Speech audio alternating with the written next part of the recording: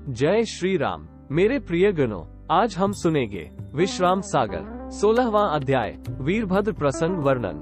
कथा आरंभ होता सुनो वीर हनुमान सियावर रामचंद्र जी सदा करो कल्याण। 16वां अध्याय वीरभद्र प्रसंग वर्णन। श्री राम, सीता जी, संत, गुरु गणेश और सुखदायिनी सरस्वती जी का स्मरण करके हरि धर्मोत्तर ग्रंथ की एक कथा कहता हूँ। हर्षित होकर शौनक जी ने श्री सूत जी को शीश नवाया और बोले कि हे नाथ, किस प्रकार के द्रव्य का दान करने से पुण्य बढ़ता है, समझा कर कहिए।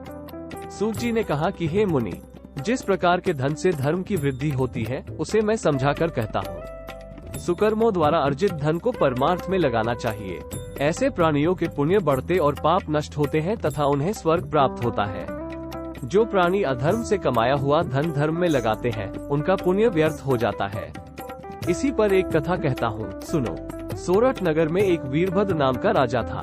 वो नाना प्रकार से हाथी, रथ, भूमि, पालकी और घोड़ा आदि का दान करता था। गौवों की सोंगे सोने से तथा खुर चांदी से मरवाकर, पूंछ मोतियों से गुंथवा कर और पीताम्बर ओढ़ा ब्राह्मणों को दान देता था। शैया दान, वस्त्र दान और नाना प्रकार के यज्ञादि महोत्सव किया करता था। एक बार संयोगवश एक राजा ने सेना लेकर उस पर चढ़ाई कर दी। अचानक रात्रि में उसके नगर को लूट लिया और जिसे पाया उसे बंदी बना लिया। राजा और रानी साधु के वेप में बचकर भाग गए, कोई देख नहीं सका। वे एक नगर में आए। उनके पास एक धेला तक नहीं था, केवल हाथ में एक अंगूठी थी जिसे बेचकर कुछ दिनों तक निर्वाह किया। रानी सहित वो अपने ननिहाल गए। वहाँ उनका आदर नहीं हुआ। तब वे बहन के यहाँ गए। वहाँ भी दुर्भाव देखकर राजा अपने चाचा के पास गए। वहाँ कुछ समय रहने पर लोग उनकी उपेक्षा करने लगे तो वे कर्म की विपरीत गति को समझकर तुरंत वहाँ से चल दिए। वे जिसके भी घर जाते थे कोई उनसे बात भी नहीं पूछता था। विपत्ति में ईश्वर के अतिरिक्त कोई किसी का नहीं होता। कमल का सागर पिता है, विष, अमृत तथा चंद्रमा बंधु है, सूर्य मित्र है, ब्रह्मा जी पुत्र है, पृथ्वी माता है, लक्ष्मी एवं रंभा भगिनी है, विष्णु और इंद्र बहनोई है, शिव जी, कामदेव और उसकी भगिनी नाती है। इस प्रकार का प्रभावशाली परिवार होते हुए भी रात्रि में केवल एक पहर का तुषारपात कमल को झुलसा देता है। दुख में भगवान को छोड़कर कोई रक्षा नहीं करता। जब राजा और रानी भूखे मरने लगे तो भीख मांगने लगे। वे घर घर भीख मांगते, फिर भी न भरपेट भोजन मिल पाता और न तन ढकने को वस्त्र ही। इसी प्रकार कुछ काल व्यतीत हुआ। एक दिन राजा ने रानी से कहा कि संभरीगढ़ में एक बुद्धिमान मानिक नाम का विख्यात धनवान सेठ है। जो कोई पुण्य बेचने जाता है मानिक सेठ उसे ले लेते हैं। कागज पर पुण्यों को लिखाकर उसे तराजू पर चढ़ा उसी के बराबर स्वर्ण देते हैं। रानी ने कहा कि हे महाराज, आपने बहुत पुण्य किया है, उसमें से कुछ बेच लाओ और वस्त्र पहनो तथा भरपेट भोजन करो। जो संसार में हमारा शरीर रहेगा तो फिर हर प्रकार के दान और पुण्य करेंगे। राजा ने कहा, हे रानी सुनो, कुछ रास्ते का खर्च दो। ये सुनकर रानी तुरंत उठी और घर घर से भीख मांग लाई तथा राजा के वस्त्र में उसे बांध दिया। राजा ने गणेश जी का ध्यान कर प्रस्थान किया। उस दिन रात को एक पेड़ के नीचे बिना भोजन किए राजा सो गया। दूसरे दिन आगे चलने पर उन्हें एक तालाब मिला। वहाँ राजा ने स्नान करके भौरी बाटी लगाया, उन्हें सेक कर तुरंत हरि का भोग लगाया। उसी समय एक साधु आ गया। वो भूखा साधु वहाँ आकर हर हर बोला, जिसे सुनकर राजा को दया आ गई। यदि धनवान कंगाल हो जाता है तब भी वो उदार ही रहता है और जन्म से ही दरिद्र धनवान होने पर भी परोपकार नहीं कर सकता। दो भौरी साधु को ससम्मान देकर दो स्वयं खाई और फिर आगे चले। तीसरे दिन वे सेठ के यहाँ पहुँचे। उसने राजा को आदर पूर्वक बैठाया। सेठ ने पूछा कि तुम कहाँ से आए हो, कौन हो और क्या काम है।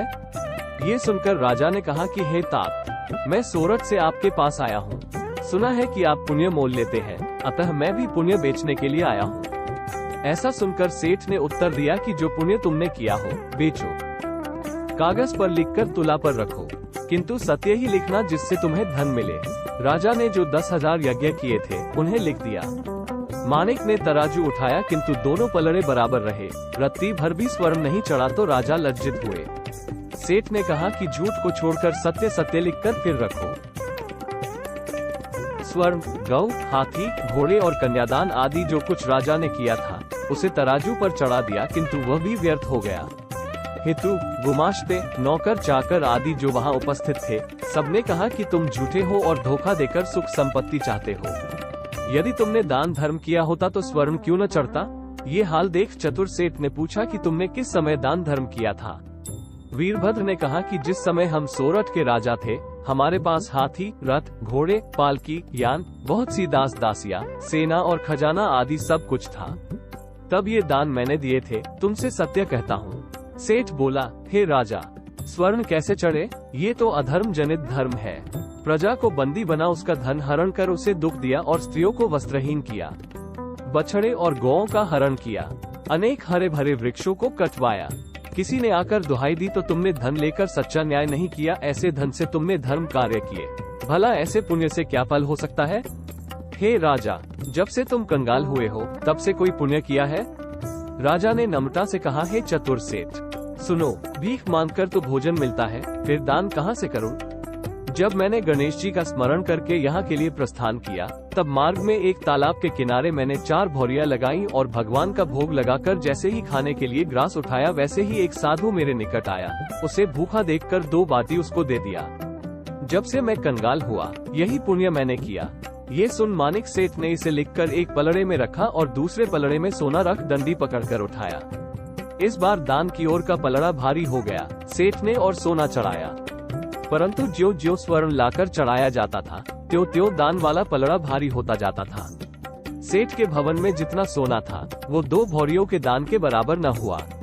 मानिक सेठ ने कहा, हे राजा, अब हमारे पास लेश मात्र भी सोना न रह गया, इसलिए जो कुछ है वो आप ले लीजिए और अपने नगर को प्रस्थान कीजिए। ये सुन राजा ने भैंसे और ऊंट मंगाए और उन पर सारा सोना लदवा लिया। साथ में बहुत से रक्षक लेकर अपने नगर सोरठ को प्रस्थान किया। तीसरे दिन वो घर पहुँचे। राजा को देखकर रानी बड़ी सुखी हुई। फिर राजा ने बहुत बड़ी चतुरंगिनी सेना सजाकर डंका बजा सेना सहित अपने बैरी नृप पर चढ़ाई की और भगवान की कृपा से उस पर विजय पाकर अपना राज्य छीन लिया।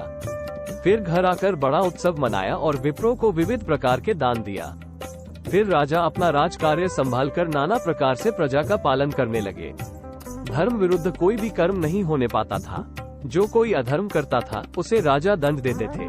राजा रानी सहित नीति विरुद्ध कर्मों को त्याग कर मनसा वाचा कर्मणा हरिभक्ति करने लगे। जब कोई साधु नगर में आता तो राजा आगे चलकर उसका स्वागत करता और प्रणाम करके अपने भवन में ले आता था। चरणों को पखारकर चरणोदक माथे पर चढ़ाता था। 16 प्रकार से पूजन और सम्मान करके राजा और रानी साधु के मन को संतुष्ट रखते थे। वे हरि के चरित्र को सुनते तथा हरि कीर्तन करते थे और सत्संग छोड़कर अन्यत्र नहीं जाते थे। मंत्री और कर्मचारी लोग नगर का प्रबंध करते और राजा निरंतर भगवान के चरणों की सेवा में रहते थे। भवन बनवाकर बहुमूल्य पदार्थों से सजाकर राजा प्रसन्न मन से विप्रों को दान देते थे। राजा ने फुलवारी और बगीचे लगवाए तथा बावली, कूप और सरोवर खुदवाए। जो भी धर्म कार्य और शुभ कर्म राजा करते थे, वो सब भगवान को अर्पण कर देते थे। नियम पूर्वक वो हरि के नाम का स्मरण करता था। क्रोध, मोह, लोभ, मद और काम आदि से विरक्त नीति के अनुसार भोग विलास करके समय आने पर बिना किसी कष्ट के राजा ने शरीर त्याग दिया। राजा अनायास शरीर त्याग कर चारों भुजाओं में हरि आयुध, शंख, चक्र, गदा, पद्म लिए हुए हरि का रूप हो गया। पीताम्बर ओढ़े, मुकुट लगाए, कानों में कुंडल, मस्तक में तिलक, गले में माला धारण किए सुंदर विमान में राजा को आसीन देखकर देवताओं ने फूलों की वर्षा की। जो पद जप, योग और तपस्या करने से भी दुर्लभ है, वो राजा ने भगवान की भक्ति करके प्राप्त कर लिया। श्री रघुनाथ दास जी कहते हैं कि राजा ने अधर्म करके भी फिर हरि का स्मरण किया, जिसके प्रभाव से कर्म के बंधनों से छुटकारा पाकर मोक्ष पद पाया। दुष्कर्मों को त्याग कर जो कोई शुभ कर्मों द्वारा धन कमाकर धर्म कार्यों में लगाता है, तो उसे तपस्या से अधिक फल प्राप्त होता है। इति श्री विश्राम सागर सब मत आगर ग्रंथ उजागर श्री रघुनाथ दास राम सनेही कृत वीरभद्र प्रसन्न वर्णो नाम षोडशोध्याय। कथा समाप्त होता सुनो वीर हनुमान सिया वर रामचंद्र जी सदा करो कल्याण। मेरे प्रिय गणों, आपको यह अध्याय अच्छा लगा हो तो अगला अध्याय सुनने के लिए कृपया हमारे YouTube channel blessing of dreams को सब्सक्राइब करके बेल नोटिफिकेशन को ऑन कर लें। और हाँ, हमारी वीडियो आपको अच्छी लगी हो तो लाइक और शेयर अवश्य करें। जय श्री राम।